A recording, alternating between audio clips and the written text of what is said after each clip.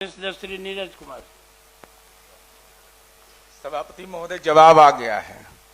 अब बड़ा अच्छा है कि दलहन के इलाके के लिए 3 माननीय मंत्री जी, जल संसाधन मंत्री जी भी सदन में उपलब्ध हैं, माननीय कृषि मंत्री जी भी हैं और उद्योग मंत्री जी भी हैं। तीनों से जुड़ा हुआ मसला है। सभापति महोदय, जो बताया गया उसमें यह स्वीकार किया गया है कि जो दलहन का उत्पादन होना चाहिए उतना नहीं हो रहा है। साथ ही साथ 1,23,75,000 रुपए की योजना स्वीकृत की गई है। दलहन आत्मनिर्भरता मिशन जो केंद्र सरकार ने 93.75 करोड़ रुपया आवंटित किया, राज्य योजना से 30 करोड़ आवंटित किया।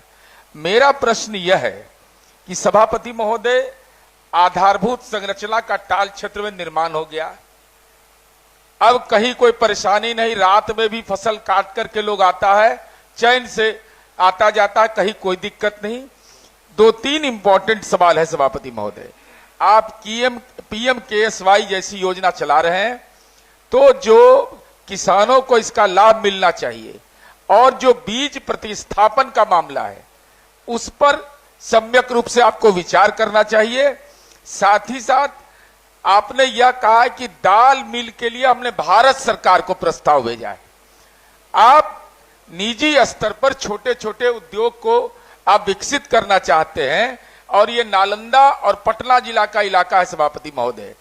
जल संसाधन विभाग ने इस दिशा में बहुत बड़ी योजना पर काम किया, जिसका लाभ भी हम लोग को मिल रहा है। सड़कों का जाल बिछ गया है, कोई परेशानी नहीं है, लेकिन ये कब तक पूरा होगा?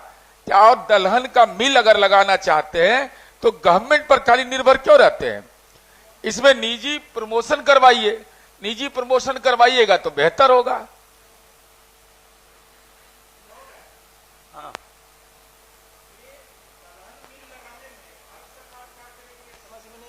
उत्तर प्रदेश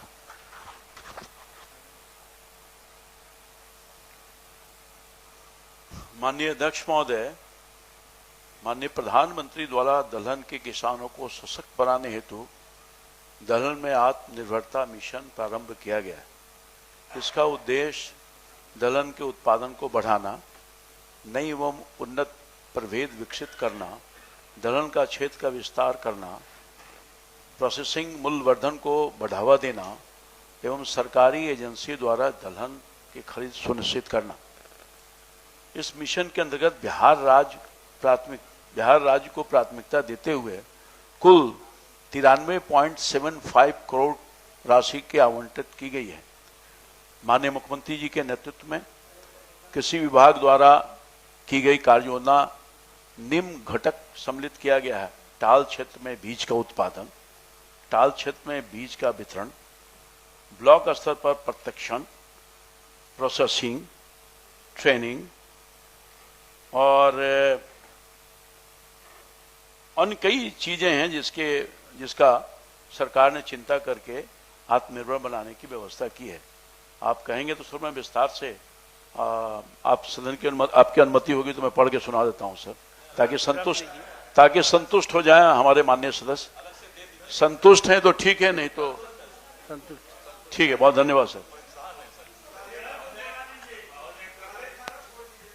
सुना जाए। नीरज जी ने जल संसाधन विभाग की भी बात की है। हाँ, इसलिए कुछ पूरक सूचना हम भी देना चाहते हैं।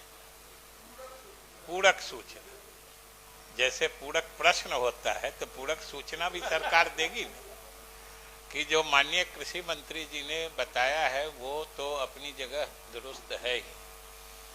नीरज जी के बात के संबंध में हम 2 बात कहना चाहते हैं। पहली बात, उन्होंने कहा ये संयोग है कि कृषि मंत्री, उद्योग मंत्री और जल संसाधन मंत्री तीनों यहाँ एक माने मौजूद है।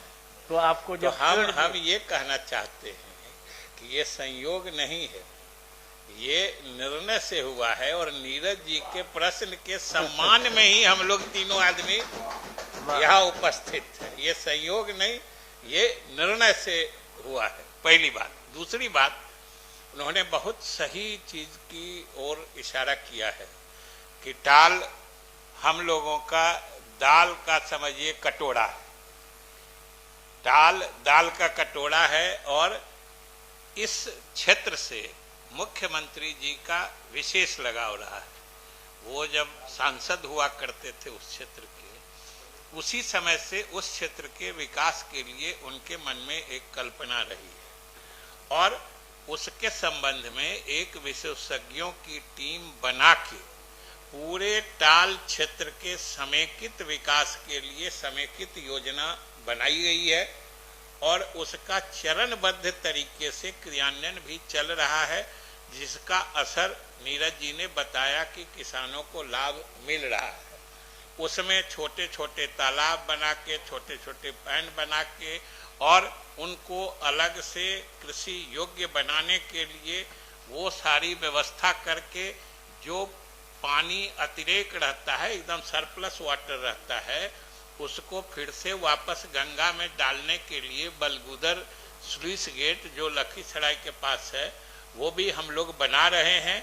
और चूंकि ये इलाका हमारे मुख्यमंत्री जी के विशेष दृष्टि में है, इसलिए इसके लिए विशेष योजना भी क्रियान्वित हो रही है, जैसा नीरज जी ने बताया। Thank you.